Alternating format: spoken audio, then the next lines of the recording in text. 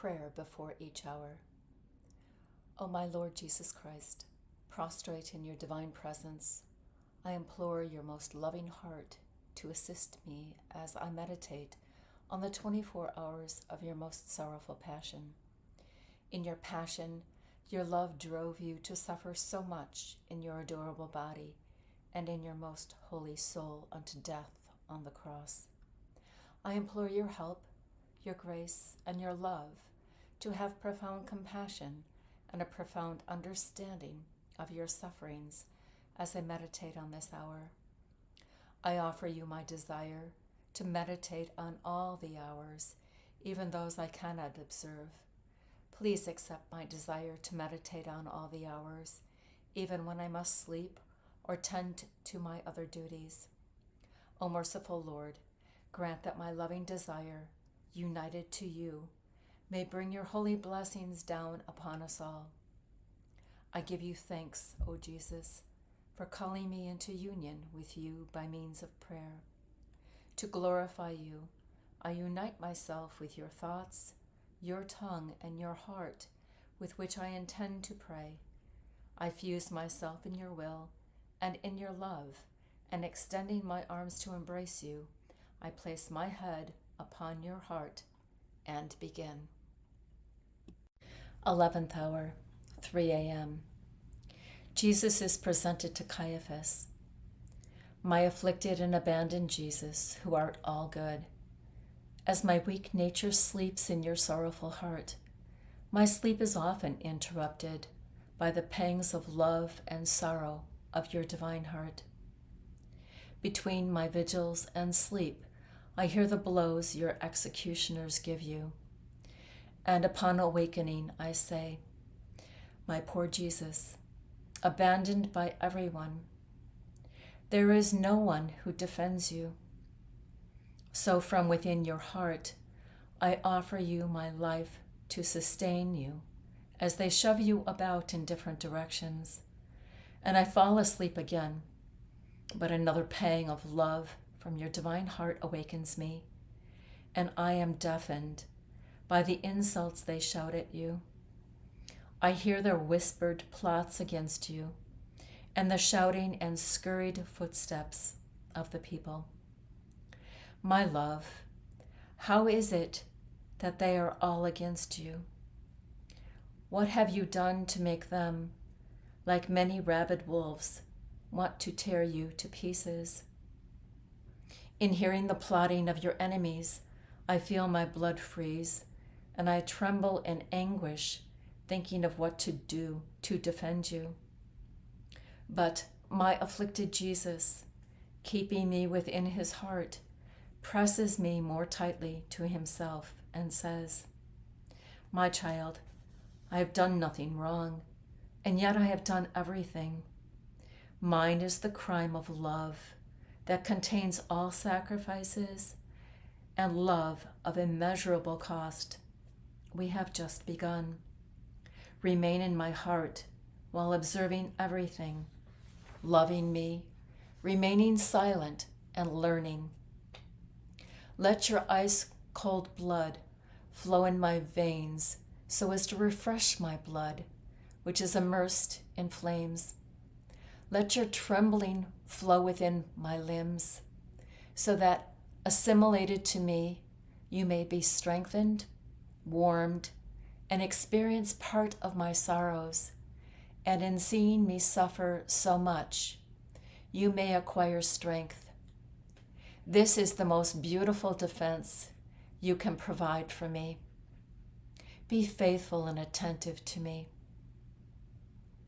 Sweet love of mine, the clamor of your enemies is so intense and overwhelming that I can no longer sleep.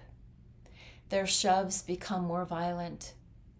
I hear the noise of the chains with which they bound you so tightly that your lifeblood flows from your wrists and marks the streets. Remember, Jesus, that my blood is in yours. As you shed your blood, mine kisses it, adores it, and offers it reparation. My love and my all. May your blood be a light to all those who offend you at night, and a magnet to draw all hearts around you. While they drag you, the air is filled with shouts and whistles. You now arrive before Caiaphas. You are the perfect icon of meekness, modesty, and humility. Your sweetness and patience are so magnanimous that they cause even your enemies to tremble. And Caiaphas, seething with rage, seeks to utterly destroy you. Oh, how well innocence and sin are here distinguished. My love, you are before Caiaphas as the guiltiest of all, and are in the act of being condemned. Caiaphas asks the witnesses what your crimes are. Oh, he should have rather inquired about your love. Some accuse you of one thing, others of another, speaking nonsense and contradicting themselves. As they accuse you, the soldiers who are near you tear your hair and unload such horrible blows on your most sacred face that they resound throughout the whole room. They twist your lips and strike you while you remain silent and suffer.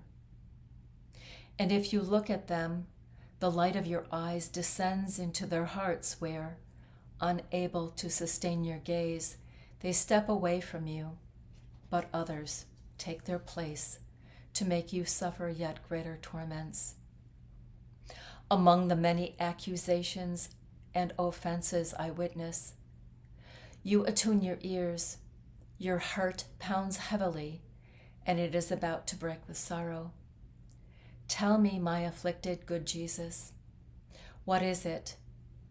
I see that your love is so great that you eagerly anticipate your enemy's torments and offer it up for our salvation. With complete peacefulness, your heart makes reparation for slanders, hatred, false witness, and for the premeditated evils against the innocent. Through these torments, you make reparation for the instigations of those in positions of authority and for the offenses of ecclesiastics. And while I am united to you, following your own reparations, I experience in you a new sorrow that you have not yet experienced. Tell me, what is it? Oh, Jesus, share everything with me. And Jesus, child, do you wish to know? I hear the voice of Peter, who says he does not know me. Then he swears time and again. He swears and condemns the idea of ever having known me. Oh, Peter, how could you do this? You do not know me? Don't you remember the many gifts with which I fully endowed you? Oh, if others make me die of pains, you make me die of sorrow. Oh, how wrong it was of you to follow me from a distance, thereby exposing yourself to the occasions of sin. Throughout all this, your enemies continue to accuse you. In seeing that you do not answer their accusations, Caiaphas says to you, I adjure you, by the living God, tell me, are you really the true Son of God? And you, my love, having the word of truth always on your lips, with supreme majesty, and in your gentle and resounding voice, such that all are struck, and the very demons plunge themselves into the abyss, reply, you have said so. Yes, I am the true Son of God, and I will one day descend on the clouds of heaven to judge all nations. At your creative words, all remain silent and shudder with fear. But Caiaphas, recovering after a few moments of fright, completely enraged, more than a fierce animal, exclaims to all, what need do we have of more witnesses? He has already uttered a great blasphemy. We need no further proof to condemn him. He is already guilty of death. And to give more strength to his words, he tears his clothes with such rage and fury that all, as though one, hurl themselves at you, my love. Some punch your head, others tear your hair. Some slap you, others spit on your face, and yet others stomp on you. The torments they impose on you are so intense and overwhelming that the earth trembles and the heavens are shaken. Jesus, my love and my life, as they torment you, my poor heart breaks with sorrow. Oh, please, allow me to come out from within your sorrowful heart to face all these offenses on your behalf. Oh, if it were possible, I would snatch you from the hands of your enemies, but you do not desire this, as the salvation of all requires your sacrifice, and I am forced to resign myself. But, sweet love of mine, let me help prepare you by fixing your hair, removing the spittle, drying your blood, and enclosing myself in your heart. I now see that Caiaphas has grown tired and wants to withdraw, so he delivers you into the hands of the soldiers. I bless you, and I ask you for your blessing and for the kiss of your love. I enclose myself in the furnace of your divine heart to sleep. I place my mouth on your heart so that as I breathe, I may kiss you, and with the fluctuations of your heartbeats that vary in intensity, I may sense whether you are suffering or resting. Therefore, with my arms, as if they were wings to keep you sheltered, I hug you and I cling to your heart as I now sleep. Prayer after each hour. My beloved Jesus, you have called me in this hour of your passion to keep you company, and I have come. With the most touching and eloquent words, I seemed to hear you praying, offering reparation, suffering, and pleading in anguish and sorrow for the salvation of souls. I tried to follow you in everything. Now I owe you my heartfelt thank you, and I bless you. Yes, O Jesus, I repeat my thank you thousands and thousands of times, and I bless you for all that you have done and suffered for me and for everyone. I thank you and I bless you for every drop of blood you shed. I thank you for your every breath, heartbeat, and step. I thank you for all the words, glances, afflictions, and affronts you lovingly endured. For everything you did, O Jesus, I offer you my thank you and I bless you. O my dear Jesus, let my soul send forth a continuous flow of thanksgiving and blessings.